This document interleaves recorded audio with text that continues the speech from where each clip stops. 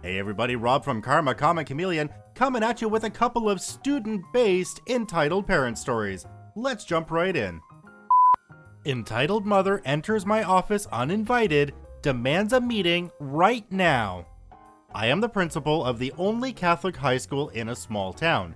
As is the case with most Catholic high schools, mine has a uniform for students. Once a month, usually the last Friday, we allow students to wear their own clothes. However, there is a dress code in place for those days that applies to all students, i.e., no tank tops, low neck tops, sleeveless tops, etc. I won't get into a debate about it, that's the way it is. So one recent Friday, a young girl was sent to the office by her female teacher because of her top, which is best described as a deep scoop neck t-shirt. The girl is 15 and well developed.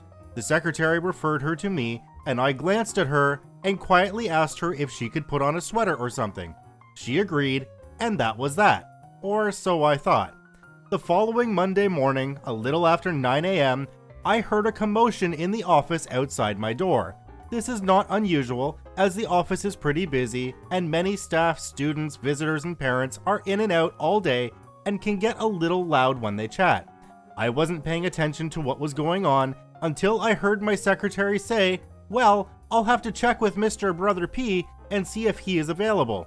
She has a U-shaped desk, so it takes a moment or two to get around it to approach my door. Before she could get around the desk, entitled mother rushed past her into my office. "I want her down here so I can talk to all three of you," she yelled back at the secretary. "Excuse me, what?" She cut me off. "I need to talk to you right now about what happened with my daughter." Now, bear in mind that at this point I didn't know A, who she was, B, who her daughter was, or C, what she was talking about. "I'm sorry, Mr. Brother P, she came in before I could stop her." "Get that teacher right now. I want all three of you here." "Excuse me, I am in the middle of something right now." "I need to talk to you right now." "You can't be in here." "I'm not happy about what happened." "And I'm not able to see you right now. I'm in the middle of preparing for a staff meeting."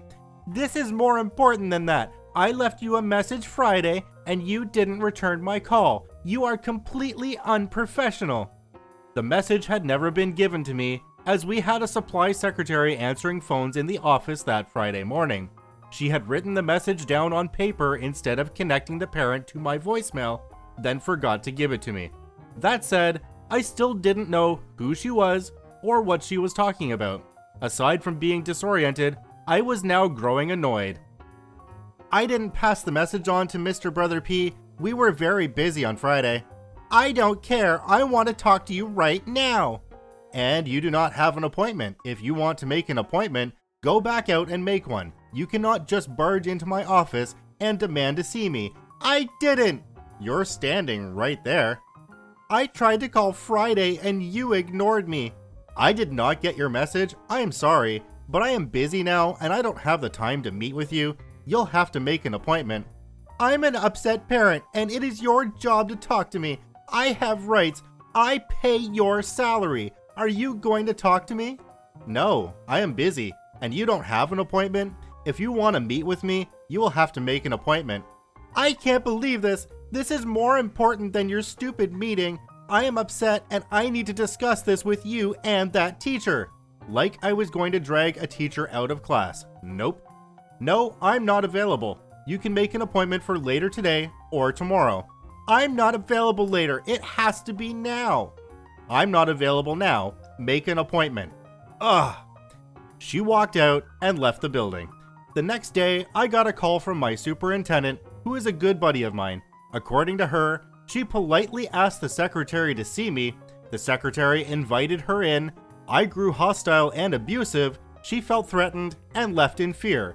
She also complained that I had looked at her daughter in a way that made her feel uncomfortable.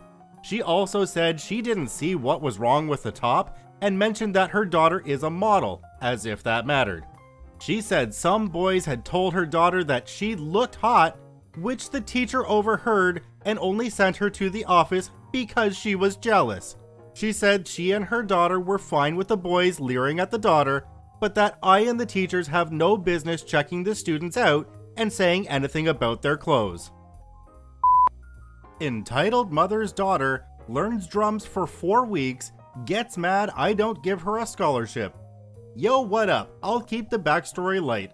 I've played drums for 13 years, work as a freelance drummer in bands, musical theater, whatever people pay me for. Have also taught drums for 7 years privately and within high schools and primary schools. So I know my way around both drums and problematic parents. Y'all know what EP stands for, D equals daughter. Disclaimer, I've read some stories from this subreddit. Though I don't doubt there are some terrible parents out there, I sometimes question the legitimacy of the really dramatic, over-the-top stories I've read. So to avoid any cries of fake in the comments, I've avoided all exaggeration and hyperbole. In this story, there are no punches thrown, no screaming, no arrests, and no stolen Game Boys or puppies. This is just a real, entitled parent. So around September, term 4, a time in which student numbers are usually pretty static, I get a new student added to my calendar. Always a plus. I was in uni at the time, bit more work and money is always a good thing. So I skim their background in the school's register, normal stuff. Few days later, my boss takes me aside, tells me entitled parent has enrolled her daughter at the music school, wonderful, with the aim of her daughter attending high school next year on music scholarship. Interesting. But has never played drums before. Uh-oh. And the audition is in 4 weeks. I just stare blankly at my boss and he tells me, yeah, I know. Look, just do what you can. We both know how this is going to end up.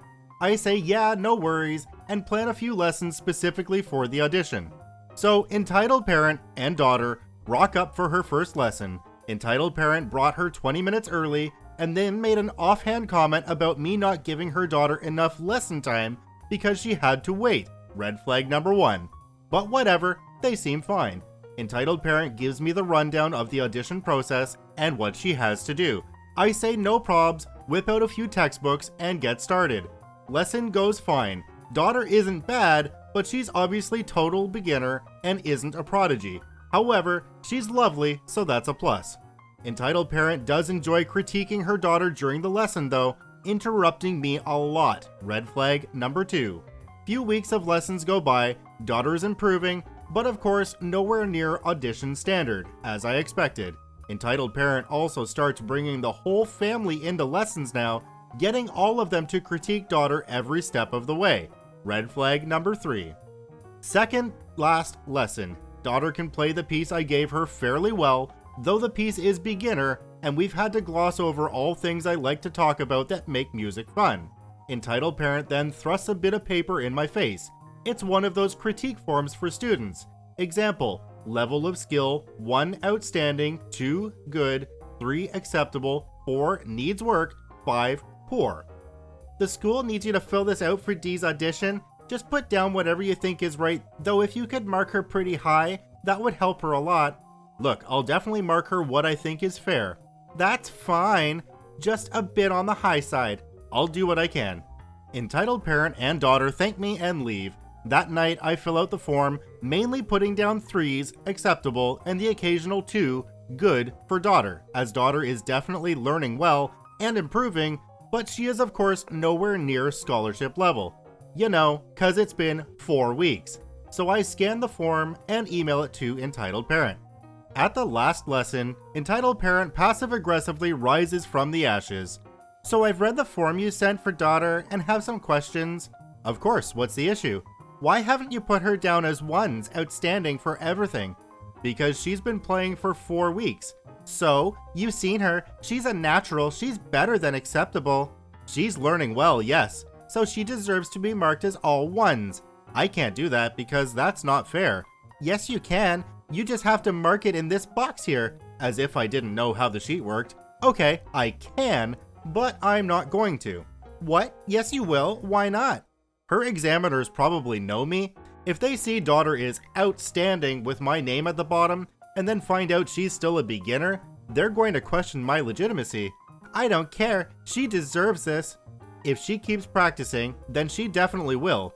If you want her to keep practicing, I'd suggest getting her to listen to You're a terrible teacher anyway. Any good teacher would say she's outstanding. You just have no idea what you're talking about. We should have gotten another teacher, someone who knows how talented daughter is. She's going to get this scholarship even though you've been no help at all. Entitled parent then walks off in a huff, and I never see or hear from her or daughter again. Then I had a chocolate milk. It was a weird day.